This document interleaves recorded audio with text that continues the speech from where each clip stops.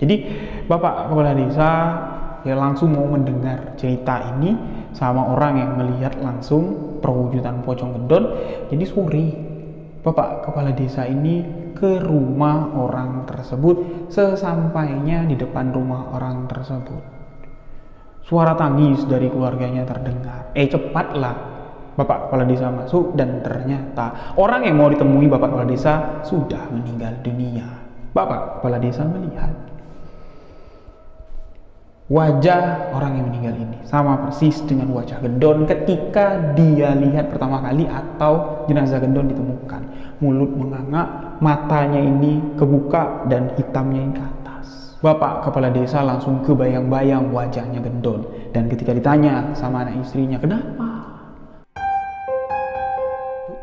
Bismillahirrahmanirrahim. Assalamualaikum warahmatullahi wabarakatuh. Halo sahabat misteri, ini adalah bagian kedua dari kisah misteri pocong gendon. Untuk sahabat yang belum mendengarkan bagian pertama, silahkan klik link yang ada di komentar. Sahabat-sahabat dengarkan dulu kisah awal dari kemunculan pocong gendon.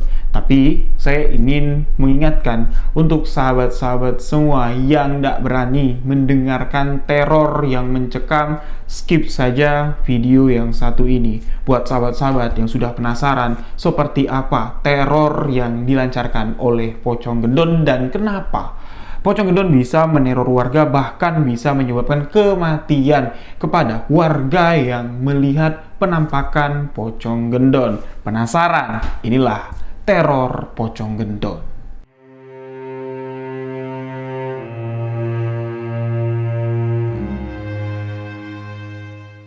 Di awal kemunculan pocong gendon, saksi mata yang pertama melihat dan mendengar pengakuan dari perwujudan pocong itu kalau aku adalah gendon. Saksi mata itu meninggal dunia dengan cara yang cukup tragis. Misteri kematian dari warga tersebut ini menjadi misteri. Sebelum semuanya terbongkar, warga bertanya-tanya, ada apa? Dan Bapak Kepala Desa lah yang paling memiliki rasa ingin tahu tentang kematian dari saksi mata yang melihat langsung pocong gendon muncul di samping kebunnya di rerumpunan rotan yang cukup rindang. Nah, ketika Bapak Kepala Desa melihat kalau orang yang mau didatangi, yang mau ditanyakan, bener enggak sih kamu melihat perwujudan pocong dan pocong itu mengatakan aku gendon, tapi ya orang itu sudah meninggal. Nah, ketika Bapak Kepala Desa ini melihat, ya dia melihat langsung nih sahabat-sahabat, itu matanya sama kayak mata gendon ketika meninggal dan mulut itu menganga. Tapi bedanya mulut gendon pada saat ditemukan meninggal ini kan penuh kayak telur ini ya, telur laler dan banyak laler yang mengerubungi bagian kepalanya keluar masuk mulutnya.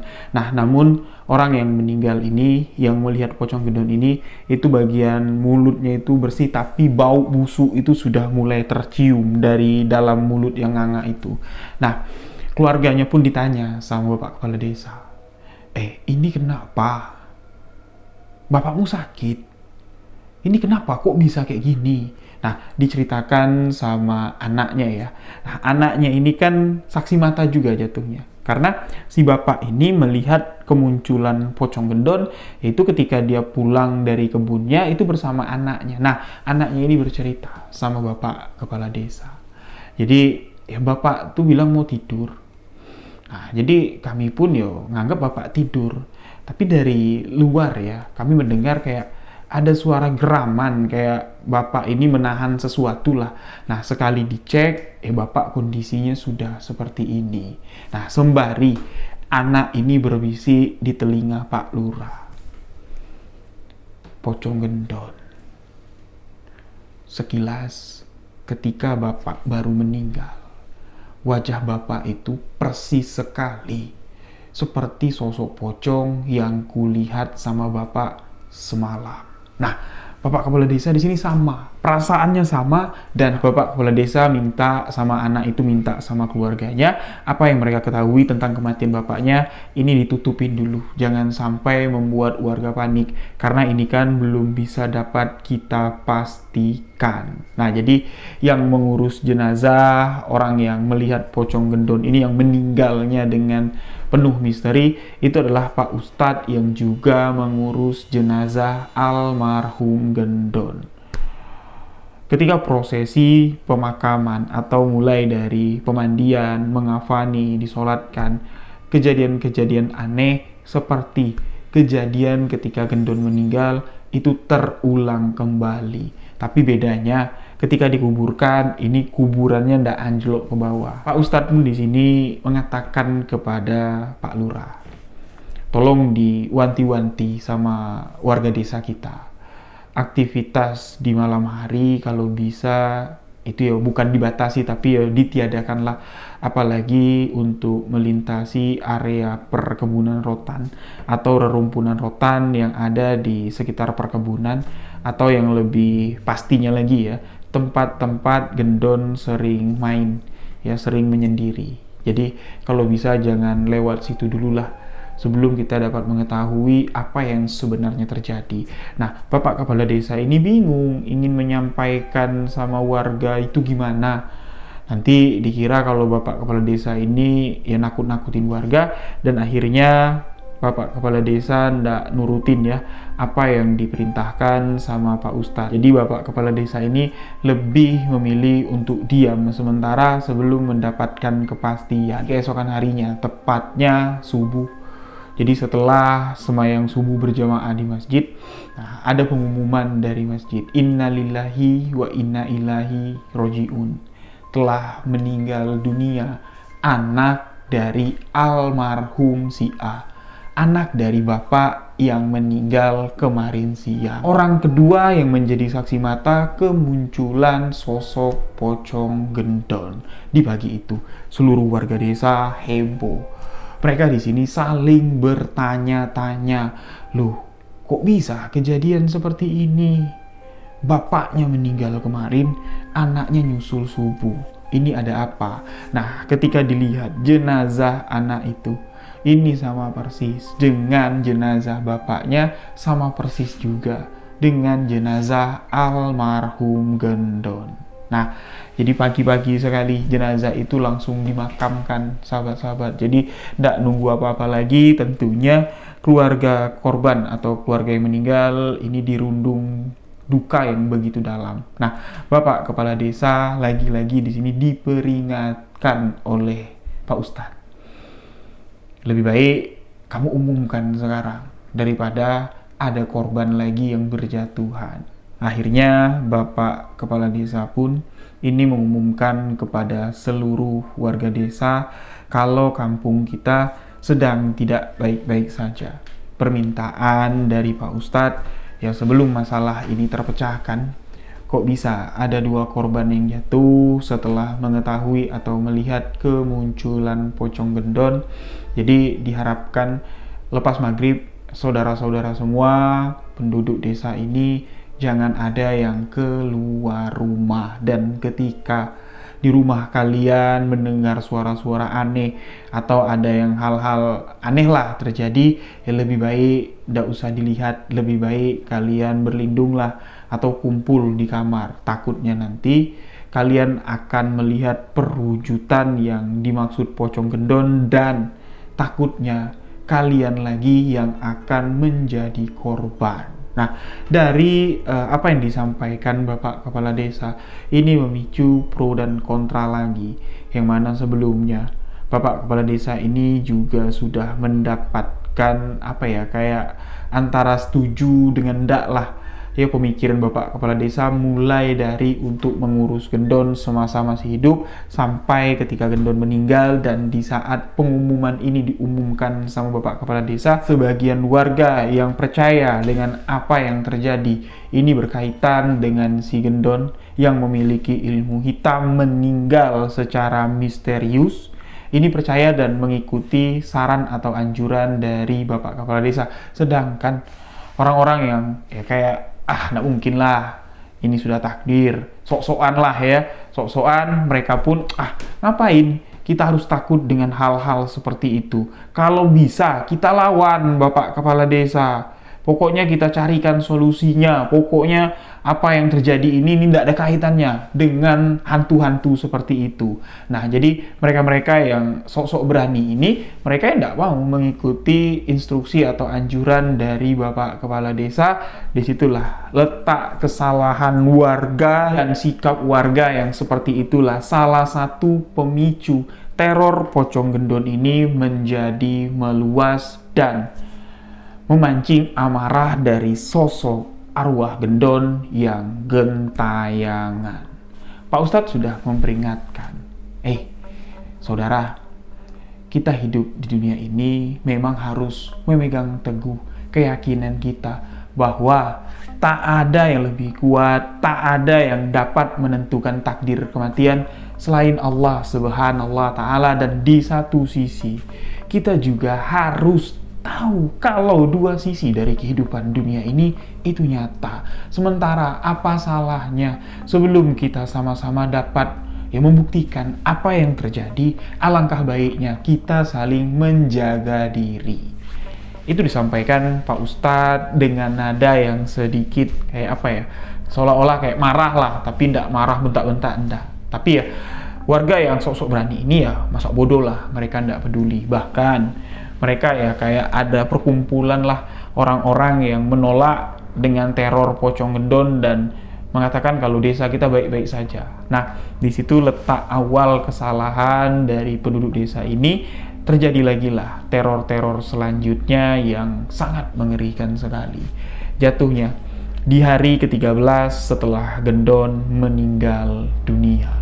Memang aktivitas di luar desa ya, ini memang ya terlihat, tapi ya kisaran 10% lah warga yang berani bolak-balik. Tapi aktivitas di dalam desa bagi warga-warga yang sok-sokan berani ini masih tetap dilakukan. Bahkan ada salah satu warga yang nanggap wayang, dia mengadakan syukuran. Jadi wayang ini mainnya malam sampai tengah malam, kalau rame ini dilanjutkan sampai subuh, sampai pagi, sahabat-sahabat. Nah, karena suasana kampung, suasana desa ini sedang tidak baik-baik saja. Tentunya Bapak Kepala Desa sudah melarang ya tua-tua adat, Pak Ustadz yang ada di sana, pembuka agama yang ada di sana, ini sudah melarang lah. Kalau kamu sudah nanggep wayang atau tidak bisa diundur lagi, ya pindahkan sajalah ke kampung sebelah kalau ada saudara di kampung sebelah. Nah, karena pada masa itu sahabat-sahabat di era-era tahun 80-90-an ya, acara wayangan itu di Jawa ya, di Jawa Timur, Jawa Tengah. Ini memang sebagai hiburan masyarakat paling ditunggu-tunggu, karena pada masa itu mau nanggep orkes, mau nanggep band itu belum masanya. Nah, ketika warga desa ini mendengar ada pergelaran wayang atau ada yang nanggep wayang, mereka nih ragu nih mau nonton atau enggak, mau ikutan atau enggak. Tapi sebagian warga yang pemberani ya, yang tidak percaya dengan kejadian teror pocong gendon, hampir semuanya ngajak istri, ngajak anak untuk melihat pergelaran wayang tersebut. Nah, boleh dikatakan pergelaran wayang itu diadakan dan yang nonton lumayan rame. Awalnya di malam itu, saat malam belum terlalu larut, warga berkumpul menikmati pertunjukan wayang dari sang dalang. Namun ketika lewat dari jam 12 malam, suasana pada malam itu terang bulan, sahabat-sahabat. Jadi bulannya elok sekali, bulan. Jadi pencahayaan di lapangan tersebut terang, walaupun tidak pakai lighting. Masuk di jam setengah 1 malam, suara-suara aneh mulai terdengar. Jadi pertunjukan wayang ini, itu kan si dalang ini ngomong pakai beberapa karakter ya. Misalnya si dalang tengah memerankan atau menceritakan tokoh Ramayana, yaitu ada yang menjadi Arjuna, ada yang peranannya lain lagi. Itu si dalang ngomong sendiri dengan nada yang berbeda-beda sesuai dengan karakter yang diperankan oleh tokoh wayangnya. Nah, lewat dari jam 12 masuk di jam setengah 1 lah kita katakan. Ini tiba-tiba saja terdengar suara gagak itu kayak lewat di tengah lapangan. Tapi tidak ada yang ngeh. Ya, jadi semua menganggap itu hal yang lumrah. Ketika masuk di sekitaran jam 1 malam, suara gagak kembali terdengar dan lebih sering lagi terdengar. Jadi sebagian warga yang mencari di mana sih gagak itu, mereka melihat ketika suara gagak ini lewat atau suara gagak itu terdengar melintasi lapangan tempat pertunjukan wayang, mereka melihat di atas itu ada sekelibat bayangan putih terbang. Terbang begitu cepat. Dan seketika aroma bau busuk tersebar. Semua orang mencium. Nah, yang anehnya, di tengah malam seperti itu, tiba-tiba saja kok bisa lapangan tempat pertunjukan wayang ini jadi banyak lalernya. Sampai-sampai ya warga yang nonton ini risih. Nggak sampai di situ saja keanehannya, sahabat-sahabat. Tiba-tiba saja dari pentasan wayang yang masih sedang berlangsung. Jadi mentasin wayang itu kan ada kayak kain putihnya atau layarnya lah, ya screennya lah kita katakan. Jadi dalang ini main di balik layar tersebut. Kelihatan ya bayangan wayang yang dimainkan dalang ini di layar tersebut atau di screen tersebut ini jadi besar. Nah, tiba-tiba saja wayang yang dimainkan ini 2, sedangkan yang ditaruh di pinggiran ya, ini banyak menunggu antrian untuk dimainkan karakternya. Tiba-tiba saja sang dalang ini tengah memainkan satu karakter dengan karakter ini, ya sedang dialog lah antara wayang yang satu dengan wayang yang 2. Tiba-tiba saja wayang-wayang yang disusun rapi di pinggiran satu persatu mulai jatuh. Pek, pek, pek. Sedangkan sahabat-sahabat, untuk naruh wayang itu digunakan gedebong pisang, ditancepin ke gedebong pisang, jatuh. Itu kok bisa jatuh dari mana? Ditancepin ke gedebong pisang, itu jatuh. Nah, ndak sampai di situ saja, sahabat-sahabat. Ya, wayang yang jatuh ini itu dibiarin sama si dalang. Dalang terus memainkan karakternya, tiba-tiba saja satu persatu wayangan yang jatuh ini itu melayang sendiri dan memainkan karakternya sendiri, goyang-goyang sendiri. Itu sontak penonton semuanya berdiri dan berteriak. Nah, si dalang ini ya bukan orang sembarangan, sahabat-sahabat. Setiap orang yang menjadi dalang wayang itu tentunya dibekali dengan ilmu. Jadi dia mengatakan dia tidak menghentikan pertunjukan wayangnya karena pamali. Dalang ini kalau sudah memainkan karakter, hujan petir pun itu tidak bakal menghentikan pargelaran wayangnya karena pamali sekali. Jadi situasi chaos gimana pun dia harus tetap memainkan karakter wayangnya, ya kecuali sudah urgent sekali, ya kayak kebakaran atau ada apa. Jadi si dalang tetap memainkan karakter wayangnya. Nah, dari tim wayang ini selain ada dalang, selain ada pemain musik tradisionalnya, di situ juga mereka membawa pawang atau ada dukunnya lah. Nah, pawang atau dukun ini mulai mencari tahu apa yang sebenarnya terjadi.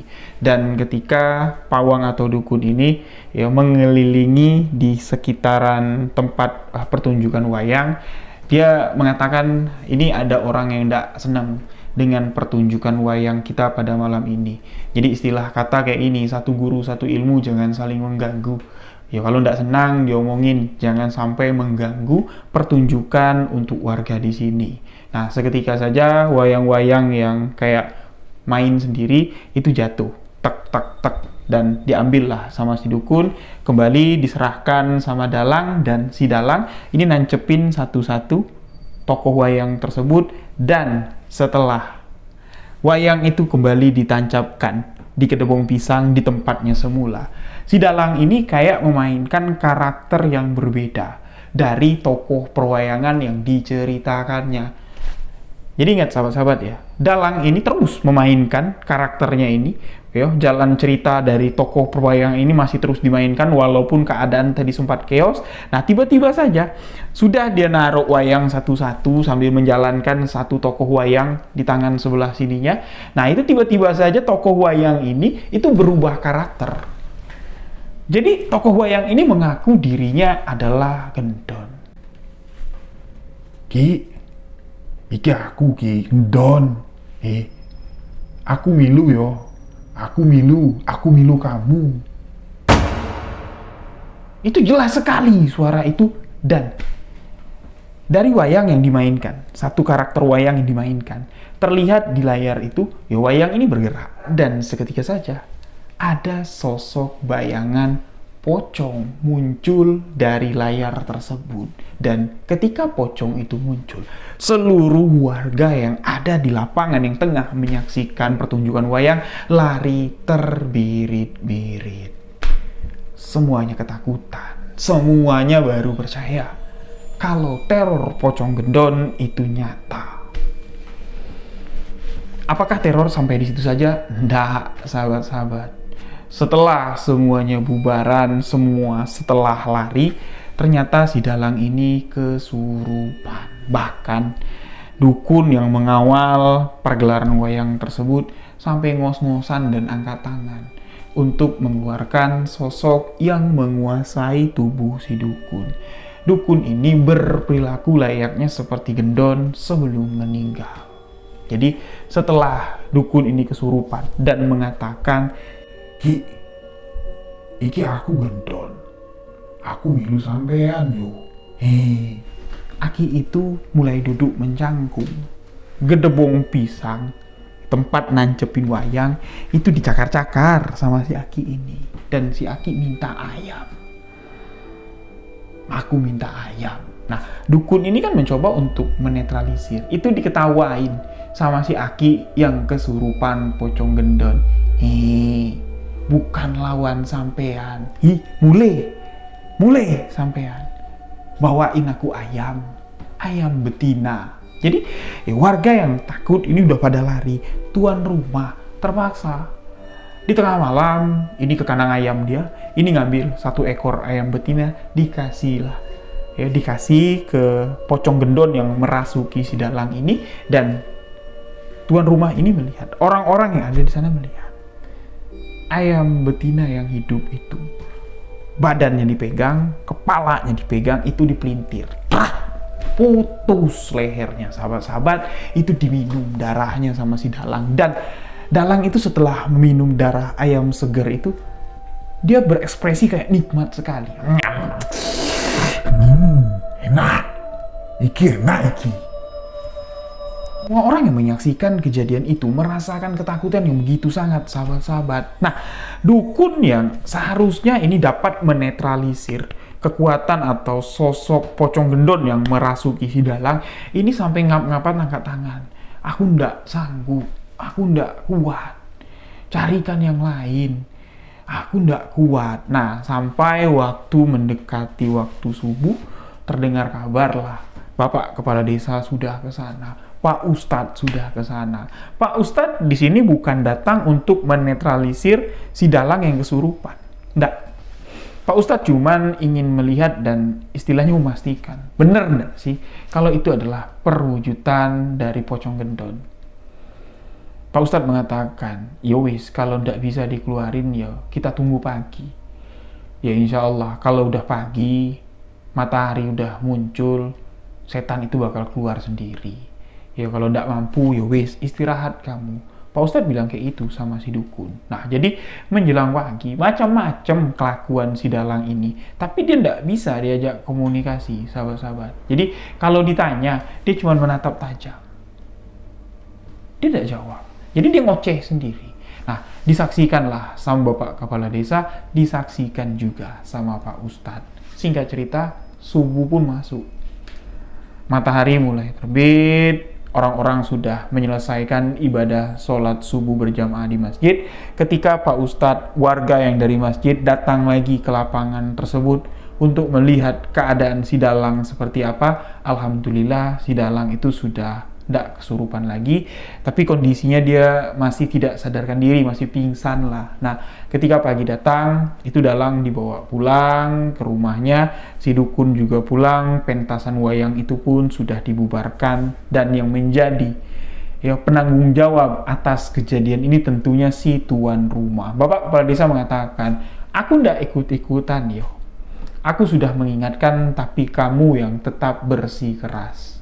Apapun yang terjadi, kamu harus bertanggung jawab. Nah, dipikir sama yang tuan rumah tadi, ya sudah kan kejadiannya sudah selesai. Pocong gendon yang katanya ada pada malam itu merasuki diri si dalang, itu kan sudah keluar. Itu anggapan dari si tuan rumah, ternyata tidak, sahabat-sahabat. Kisaran di jam 10 pagi. Keluarga dari si Dalang mengabarkan ke warga desa tempat pementasan wayang semalam, mengabarkan kalau Dalang meninggal dunia. Si Dalang yang kesurupan itu meninggal dunia. Dan rame-rame lah tuan rumah yang nanggap Dalang tadi dibawa sama bapak kepala desa. Lihat nih ulah kamu, apa yang terjadi? Kematian si Dalang sama persis seperti kematian dua korban sebelumnya. Matanya kebalik, hitamnya ke atas, mulutnya menganga. Itu tercium bau busuk persis seperti yang sudah-sudah.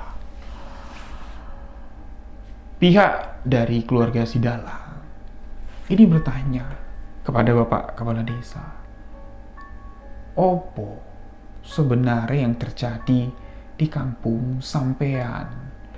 Kok sampai-sampai keluarga kami yang tidak tahu apa-apa ikut-ikutan menjadi korban?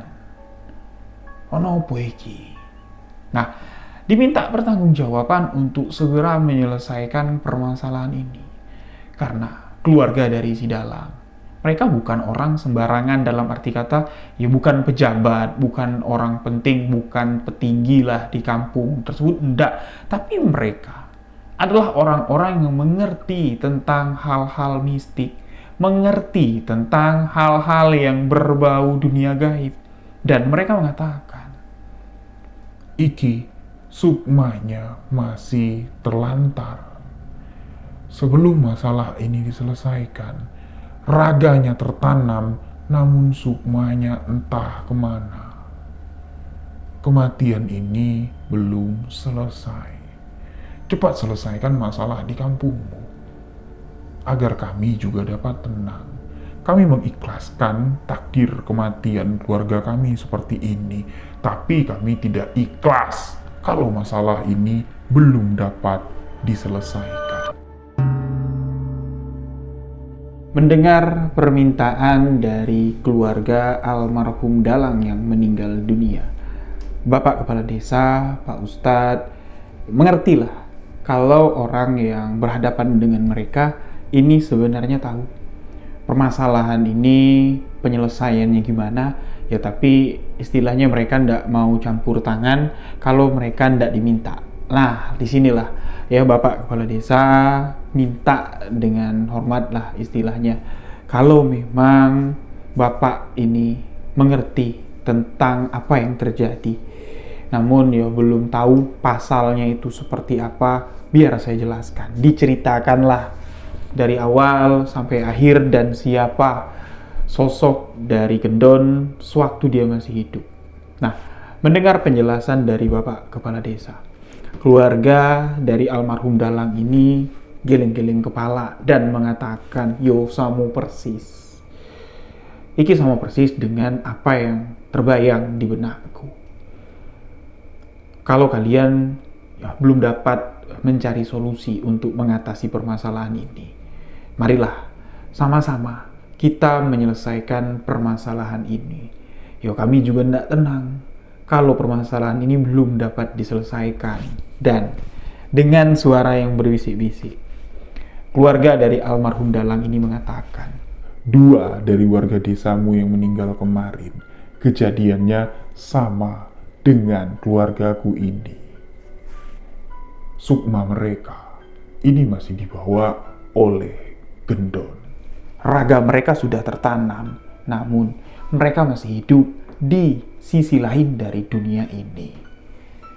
Aku tidak sanggup ngebayangin apa yang mereka rasakan. Nah, mendengar itu, Bapak Ustadz ya yang ada di sana ini ngucap dia, innalillahi wa inna ilaihi raji'un, na'udzubillahi min zalik. Ya, jadi penjelasan dari keluarga si Dalang ini ya memang bertolak belakang dengan ajaran agama Islam, namun ya kita tidak bisa mengatakan ini nyalah, ini apa. Jadi apapun lah penyelesaiannya, ya selagi tidak nyala, selagi tidak nyembah berhala, Pak Ustadz di sini ya minta Bapak Kepala Desa yang menyelesaikan permasalahan ini. Jadi Pak Ustadz awalnya tidak mau ikut campur lagi dengan masalah ini, dia cuma dapat mendoakan agar dapat selesai aja. Nah, jadi Bapak Kepala Desa dengan keluarga si Dalang inilah mulai melakukan beberapa ritual tradisional ya menurut kepercayaan masyarakat adat sana. mulai dari beberapa upacara sampai juga dengan pengajian diadakan kurang lebih sekitar 4 malam. Jadi lokasi yang dipilih untuk mengadakan ritual pertama yaitu di tempat kemunculan pertama pocong gendon, di rerumpunan rotan yang ada di samping kebun warga. Itu diadakan kayak menaruh sesajen lah di sana.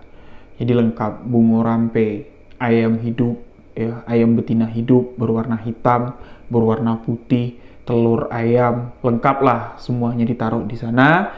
Dan keluarga dari almarhum Dalang ini memimpin ritual yang ada di sana. Jadi ritual yang ada di sana kayak ritual peletakan sesajen dengan doa yang disampaikan dengan bahasa Jawa, permintaan kepada Sang Maha Pencipta untuk membuka tabir gaib yang ada di sana, untuk melihat apa yang sebenarnya terjadi di sana. Warga ini tidak ada yang boleh mendekat kecuali keluarga yang sudah menjadi korban. Jadi warga-warga lain ini dibatasin lah untuk melihat kegiatan pada malam itu. Jadi rame warga yang kepo, ya, apa sih yang sebenarnya terjadi? Ini apa yang akan mereka lakukan? Tapi tidak boleh melihat. Ya dijagalah sama hansip atau warga-warga yang disuruh Bapak Kepala Desa, ya, yang ada di dalam ritual itu Bapak Kepala Desa, keluarga dari almarhum Dalang, ya, keluarga dari almarhum bapak dan anak yang melihat pertama kemunculan pocong gendon. Cuman mereka yang ada di sana. Sedangkan Pak Ustadz di sini mencoba untuk kasih paham kepada warga-warga bahwa ritual ini khusus untuk keluarga korban. Nah, jadi kenapa harus dibatasi? Karena takutnya nanti mereka ini tidak kuat dan sosok pocong gendon ini keluar. Nah, mereka yang tidak kuat ini akan menjadi korban selanjutnya. Sukmanya akan dibawa pocong gendon ke tempat itu. Jadi ritual pun dilakukan. Nah, ketika ritual dilakukan, 2 ayam yang dibawa, ayam betina putih, ayam betina hitam, ini kan kakinya diikat, ya, ditaruh di nampan. Di sampingnya itu ada dupa yang dibakar, di sampingnya lagi itu ada bungo rampe, lengkap ya. Kalau bungo rampe itu kembang 7 rupa segala macam. Nah, tiba-tiba saja setelah doa yang dipanjatkan dengan menggunakan bahasa Jawa selesai, terus juga ada kayak ya, mediumisasi lah, ya, keluarga dari Dalang yang sudah meninggal ini, entah dia ngobrol dengan siapa, ya, entah dia ngobrolin apa, pokoknya ya dia minta tunjukkan, kami di sini ingin membawa pulang sukma yang telah kau sembunyikan di sini. Nah, tiba-tiba saja 2 ayam betina ini kew. Ya, padahal itu tidak dideketin sama orang, enggak. Jadi kayak ketakutan, kew. Dan tiba-tiba saja lehernya patah, mati. 2 ayam itu mati tiba-tiba. Nah, setelah 2 ayam itu matilah, keluarga-keluarga dari korban ini itu teriak histeris, Pak, Nak, Dek. Ada yang melihat sosok bapak-bapak yang meninggal kemarin, ada yang melihat sosok anak dari si bapak yang juga meninggal. Bapak meninggal siang, anak meninggal subuh, dan sosok si Dalang yang meninggal ini juga terlihat di sana. Di situ juga kemunculan pocong gendon ada. Posisinya pocong gendon ini berdiri di depan dengan tubuh yang tinggi sekali. Jadi tingginya itu lebih tinggi dari masa gendon ini hidup, yo, tinggi sekali. Dan 3 sukma yang ada di sana itu berdiri di belakang sosok pocong gendon.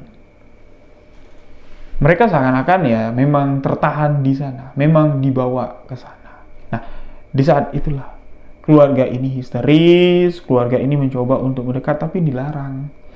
Kalau kalian mendekat, sama saja kalian bunuh diri. Jadi kalian lebih baik di sini, biar aku yang maju ke sana. Nah, majulah orang ini ke sana. Ya, entah apalah yang dia bisik-bisik ngomong kayak baca jampe-jampe lah. Ya, ketika selesai dia membacakan jampe-jampe, sosok pocong gendon ini mengeluarkan suara serak dan parau. Sosok itu mengatakan, Aku tidak mau sendiri lagi. Temanin aku di sini. Aku di sini mencari teman. Aku tidak mau di sini sendirian. Kalian tidak boleh membawa teman-temanku pergi. Seakan-akan apa yang dilakukan oleh sosok pocong gendon ini itu tidak ada unsur dendam dengan korban-korbannya, tapi memang ingin membawa sukma mereka ke sana untuk menemani pocong gendon. Ya tentunya pihak keluarga dari Dalang yang ingin menyelesaikan permasalahan ini tidak membiarkan itu semua terjadi. Nah, terjadilah di situ seperti komunikasi, dan sosok pocong gendon ini sempat menggeram, seakan-akan dia geram dan marah. Nah, di saat itulah entah apa ya yang dikeluarkan oleh keluarga dari almarhum Dalang ini, kayak keris dari belakangnya. Ya, keris itu dicabut dan keris itu ditunjukin sama pocong gendon, dan pocong gendon pun menghilang. Ketika pocong gendon menghilang, 3 sosok sukma yang tertahan di sana itu turut menghilang. Hilangnya pocong gendon pada saat itu diiringi dengan suara yang menyerukan. Percuma kau melakukan ini. Besok akan kujemput teman-temanku yang lain. Seakan-akan ada pesan yang disampaikan pocong gendon tentang apa yang akan terjadi ke depan nanti. Namun misi untuk menyelamatkan 3 sukma yang sudah ditahan oleh pocong gendon di tempat itu, ini sudah dapat diselesaikan. Keluarga dari pocong gendon yang mengatasi permasalahan ini mengatakan, ya syukur alhamdulillah. Berkat pertolongan yang maha kuasa, berkat doa dari kita semua, alhamdulillah, perjalanan keluarga kita ini sudah sampai ke akhir dari perjalanan duniawinya. Atau dalam arti kata ya sudah, meninggalnya itu sudah sesuai. Ya mereka tidak tertahan di alam gaib atau sisi lain dari dunia ini. Ya perjalanan mereka sudah sampai ke takdir dari kematian. Upacara pada malam itu pun selesai. Warga yang kepo apa yang terjadi ini ingin mencari tahu, dan sudah dijelaskan semua. Warga pun di sini turut senang. Namun lagi-lagi di sini Bapak Kepala Desa ya ini tidak menceritakan kalau ada pesan yang disampaikan pocong gendon dengan mengatakan percuma ini semua kalian selesaikan. Aku akan kembali menjemput temanku. Itu tidak disampaikan sama Bapak Kepala Desa. Bapak Kepala Desa cuma mengatakan, dah ada selesai. Nah, warga pun turut senang. Yuk mereka mengucapkan, Alhamdulillah. Alhamdulillah kalau masalah ini selesai. Nah, itulah masalah pocong gendon atau teror pocong gendon ini sempat hilang sementara waktu, sahabat-sahabat. Sampai di mana? Lagi-lagi kemunculan pocong gendon ini diakibatkan oleh kelalaian atau kesalahan dari warga setempat. Jadi hilangnya pocong gendon ini itu adalah kurang lebih sekitar 1 bulanan, sahabat-sahabat. Nah, di masa ketika pocong gendon ini menghilang, warga-warga ya sudah kembali melakukan aktivitas seperti biasa. Namun tidak tahu kenapa ada salah satu warga pemilik rerumpunan atau pemilik tanah yang banyak ditumbuhi rotan ya di wilayah tersebut, yang mana tempat itu juga dulunya semasa hidup sering tempat si gendon ini menyendiri. Jadi dia berpikir untuk membabat semua rerumpunan rotan yang ada di sana dengan alasan kebunku sebentar lagi masuk ke fase panen. Jadi orang-orang yang panen itu takut kalau rumpunan rotan itu masih ada di sana.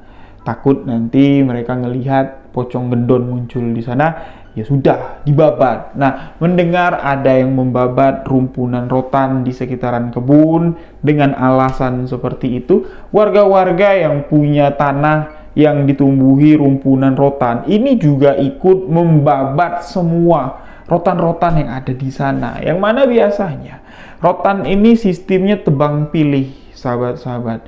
Jadi bagian rotan yang sudah tua, yang sudah layak panen itu yang diambilin sesuai dengan kebutuhan. Nah, sisa-sisanya itu dibiarin kembali tumbuh dan menjadi rimbunan lagi, menjadi belukar rotan lagi. Tapi ini enggak, ini dibabat semua, diratakan semua. Disitulah letak kesalahan warga desa.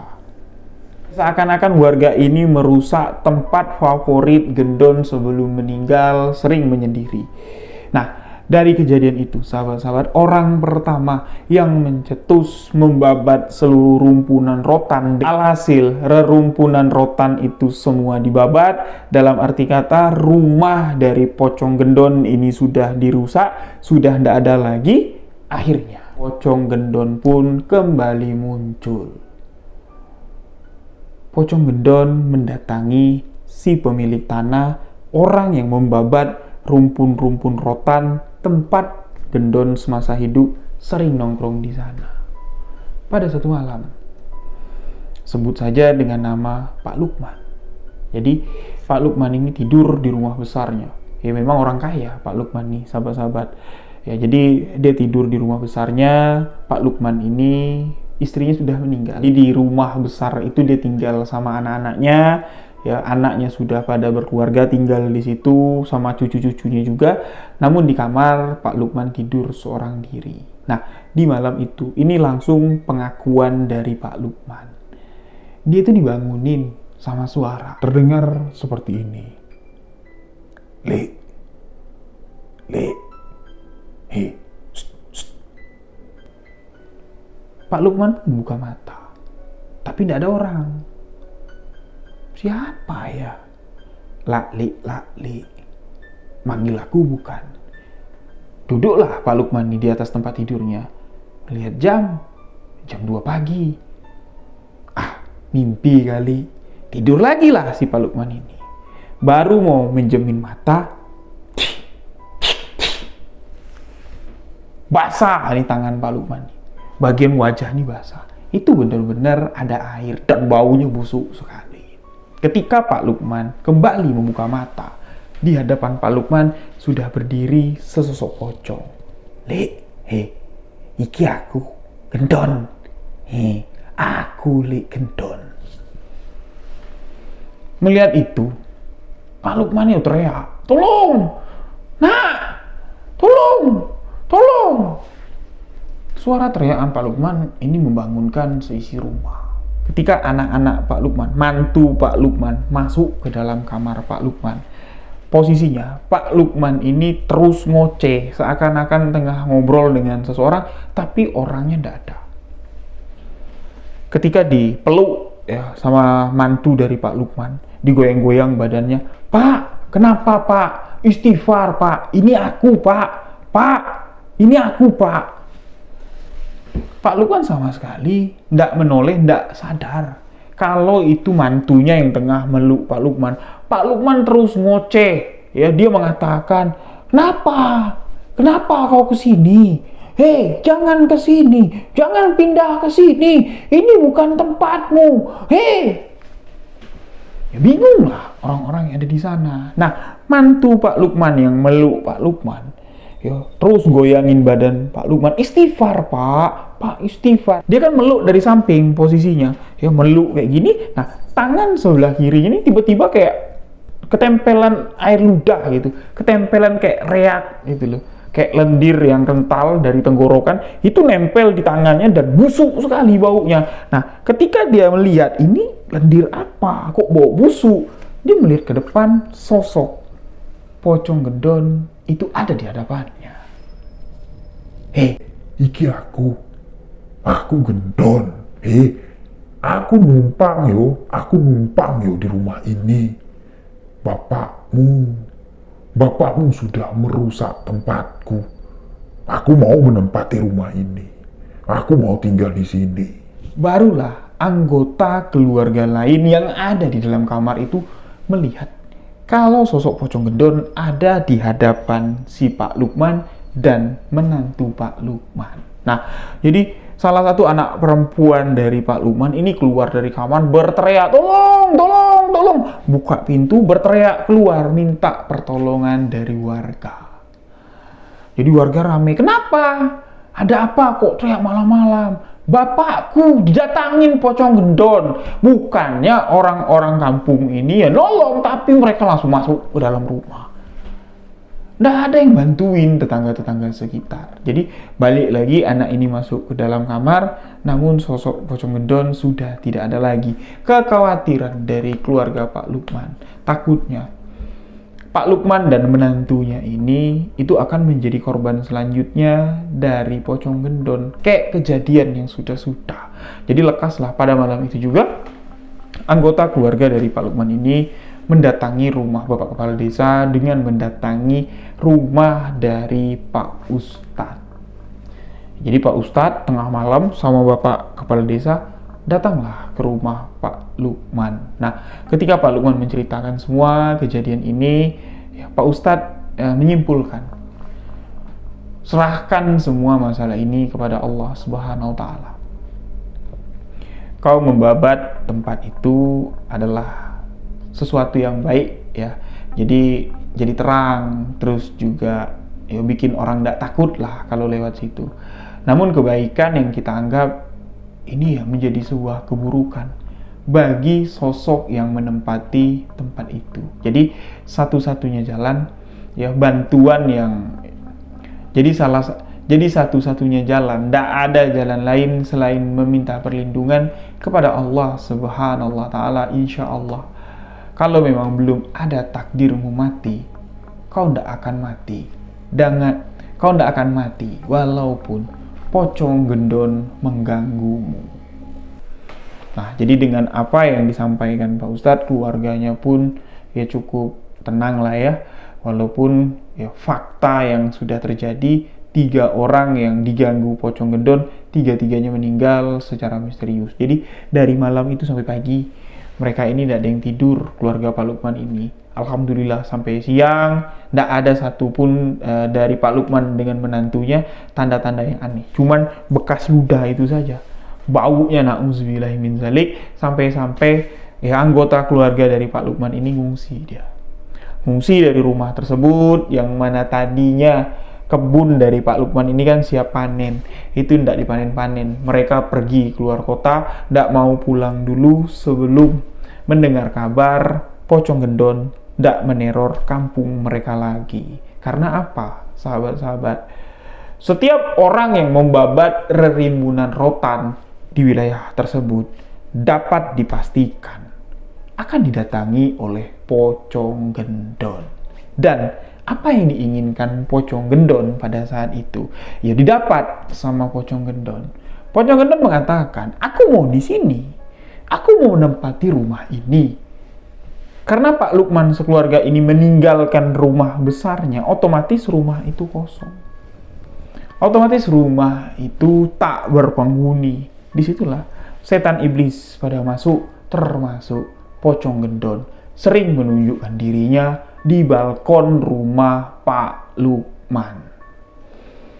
Setiap warga yang bertemu dengan pocong gendon pasti akan diludahi oleh pocong gendon. Namun di sini pocong gendon tidak seperti dulu lagi. Yang mana ketika pocong gendon biasanya bertemu dengan orang itu pasti akan meninggal, ini tidak lagi. Pocong gendon banyak sudah ditemui sama warga desa, namun warga desa alhamdulillahnya selamat. Namun itulah, bekas ludah dari pocong gendon ini itu baunya busuk sekali. Ya, dibersihkan walaupun bersih, lendirnya itu meninggalkan bekas kayak kurap. Sudah gatal, bau ulat. Dan itu sungkar dan itu sulit sekali untuk disembuhkan, sahabat-sahabat. Dengan kembalinya teror pocong gendon di kampung tersebut, tentunya Bapak Kepala Desa ini mendatangi rumah keluarga dari almarhum Dalang yang kemarin sempat menyelesaikan permasalahan itu. Jadi ketemu dengan orang yang dicari. Orang itu mengatakan, ya cobalah nanti kita lihat di mana posisinya. Ya cobalah nanti kita lihat gimana cara penyelesaiannya. Ya kalian juga yang salah. Kenapa? Sudah tahu tempat yang kalian rusak itu adalah sarang dari sosok perwujudan yang kalian takuti di kampung itu. Kenapa kalian memancing sosok Pocong Gendon keluar lagi? Sedangkan dulu aku sudah berupaya untuk menyelesaikan istilahnya kayak memendam lah Pocong Gendon itu agar tidak keluar lagi dari kampung, tidak keluar lagi dan meneror warga kampung kalian. Nah, namun nasi sudah menjadi bubur. Apa yang sudah terjadi ya tidak bisa diulangi lagi, cuman dapat disesali dan dicarikan jalan keluarnya. Lalu datanglah ya keluarga dari almarhum Dalang ini untuk melihat situasi. Ya, ketika dia melihat situasi, dia mengatakan situasi kampung kalian ini betul-betul sudah tidak baik-baik saja. Bukan sedang tidak baik-baik saja, tapi sudah tidak baik-baik saja. Di setiap rumah warga di kampung ini, itu terlihat ada bekas energi kedatangan Pocong Gendon. Ya wajar kalau kalian sering diganggu karena energinya semakin kuat terasa di kampung ini. Istilahnya ya, kalau sarang lebah kita ganggu, tentunya lebah itu akan menyebar, lebah itu akan membuat sarang baru. Jadi mencari solusi untuk ini sangat sulit sekali. Ya, ketika solusi satu didapat sama orang itu gagal. Jadi beberapa kalilah ritual dilakukan di sana, namun sosok Pocong Gendon ini masih tetap ada. Sosok Pocong Gendon masih sering meneror warga, sampai di mana Bapak Kepala Desa dan seluruh warga ini sudah mulai putus asa. Keluarga dari almarhum Dalang mengatakan kepada Bapak Kepala Desa, ya sudah. Ya mungkin inilah satu-satunya cara terakhir yang dapat aku lakukan untuk membantu kalian. Tapi kalau masih gagal juga, ya aku tidak sanggup lagi. Apa itu? Kata Bapak Kepala Desa. Nah, orang ini pun mengeluarkan sesuatu dari pinggangnya. Yang kemarin ketika menyelesaikan permasalahan Pocong Gendon yang pertama, yang membawa 3 sukma korban yang didatangi Pocong Gendon, yang dikira keris, ternyata itu bukan keris, sahabat-sahabat. Itu adalah potongan potongan bambu bekas. Itu adalah potongan besi bekas gagang untuk memainkan wayang. Jadi wayang itu kan ada tonggaknya. Tonggak itu kan untuk ditancapkan ke gerbong pisang. Nah, jadi menurut orang ini, ini adalah pusaka warisan leluhur kami. Yang mana inilah pusaka yang kemarin membantuku untuk membawa kembali sukma keluarga kami. Nah, inilah satu-satunya cara yang dapat aku lakukan. Kalau berhasil, ya syukur alhamdulillah. Kalau enggak, aku enggak dapat bantu apa-apa lagi. Jadi, dia mengatakan, ya ini kita tanam di pusat inti desa ini dengan harapan dari pancaran kekuatan gaib yang telah Allah berikan, karomah yang Allah berikan kepada benda ini, itu akan menangkal kemunculan sosok Pocong Gendon untuk kembali masuk ke desa ini. Namun ketika nanti benda ini bisa mengatasi permasalahan yang ada di desa kalian ini, permasalahan yang menakutkan sekali, apa kalian sanggup di setiap bulan-bulan tertentu dalam 1 tahun kalian harus nanggep wayang dari sore sampai ketemu sore lagi sebagai upacara adat, sebagai rasa penghormatan terhadap pusaka yang sudah ditanam di tempat ini? Apa kalian sanggup? Nah, Bapak Kepala Desa di sini tidak berani mengatakan iya sanggup, karena itu biayanya besar sekali, sahabat-sahabat. Dari sore ketemu sore, itu sama dengan 1 kali 24 jam, seharian. itu butuh biaya yang besar sekali. Nah, jadi dia nanyalah sama warga-warga. Warga menyanggupi, pokoknya ketika jadwalnya datang di bulan-bulan tertentu dalam 1 tahun, jadi dalam 1 tahun itu bisa 1 kali, bisa 2 kali. Nah, jadi biayanya akan diambil dari patungan atau swadaya masyarakat dan akhirnya sepakat. Prosesi penanaman barang pusaka peninggalan leluhur dari dalang ini itu dilakukan, dan alhamdulillah setelah benda itu tertanam, tak pernah sekalipun pocong gendon menampakkan diri. Sama sekali tidak pernah. Di bulan-bulan tertentu dalam 1 tahun, apa yang sudah dijanjikan harus dilakukan. Jadi ya dilakukan terus sampai di mana seluruh warga desa itu ini sudah familiar sekali dengan pagelaran wayang, dan banyak pemuda-pemuda, anak-anak yang ada di sana ini mendalami kesenian tradisional pewayangan. Mulai ada yang bercita-cita menjadi dalang, mulai ada yang berangan-angan, wah nanti aku harus bisa nih jadi dalang nih, aku harus bisa memainkan karakter pewayangan, sampai di mana itu sudah menjadi kesenian di tempat tersebut dan memunculkan bibit-bibit dalang yang paten-paten. Nah, ini menjadi sebuah true story atau sudah menjadi apa ya, kayak ikatan kebudayaan lah ya, dari teror pocong ini bisa menjadi sesuatu yang baik bagi wilayah tersebut. Namun saya tidak dapat menyebutkan di mana lokasinya. Mungkin sahabat-sahabat tahu di mana banyak dalang-dalang cilik bermunculan, di mana ya tempat itu. Jadi ya cari tahu sendirilah ya.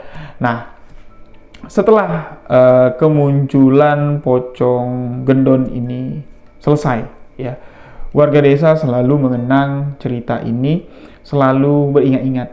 Jadi walaupun semak belukar itu ditumbuhi oleh rotan, mereka masih tetap untuk meneruskan tradisi di masa-masa lampau leluhur mereka, ya, membiarkan rotan itu menjalar di bagian-bagian tertentu dalam desa mereka, dan tidak ada lagi yang pernah membabat secara membabi buta ya, dibabat tapi tidak dibangun apa-apa wilayah yang ditumbuhi oleh rotan yang banyak. Walaupun ada yang dibabat habis, digarap habis, nah lokasi itu dibangun rumah, dibangun pemukiman, jadi tidak dibiarin kosong begitu saja. Sedangkan rumah peninggalan almarhum gendon, yang mana gendon ini tidak punya keluarga ya, tidak punya sanak famili lagi, nah itulah yang dijadikan sanggar wayang, tempat anak-anak belajar kesenian tradisional Jawa, yaitu wayang. Nah, jadi gimana sahabat-sahabat kisah pocong gendon? Pernah nggak sahabat-sahabat mendengar kisah ini ada di kampung sahabat-sahabat? Nah, jadi istilah pocong gendon hanyalah sekedar penyebutan saja dalam karakter tokoh atau perwujudan pocong yang meneror satu desa atau satu kampung mulai dari tahun 1997 dan berpuncak di tahun 1988. Tuliskan pendapat sahabat di kolom komentar. Apa pendapat sahabat tentang kisah teror pocong gendon? Apakah masih sereman pocong muji atau pocong gendon jauh lebih seram? Tuliskan di komentar. Demikian sebuah kisah misteri kali ini. Jika ada salah kata, salah ucap dalam penyampaian kisah yang saya bawakan dalam video kali ini, mohon dimaafkan. Saya Rio Wijaya beserta tim undur diri. Wabillahi taufiq wal hidayah. Wassalamualaikum warahmatullahi wabarakatuh. Salam sebuah kisah misteri.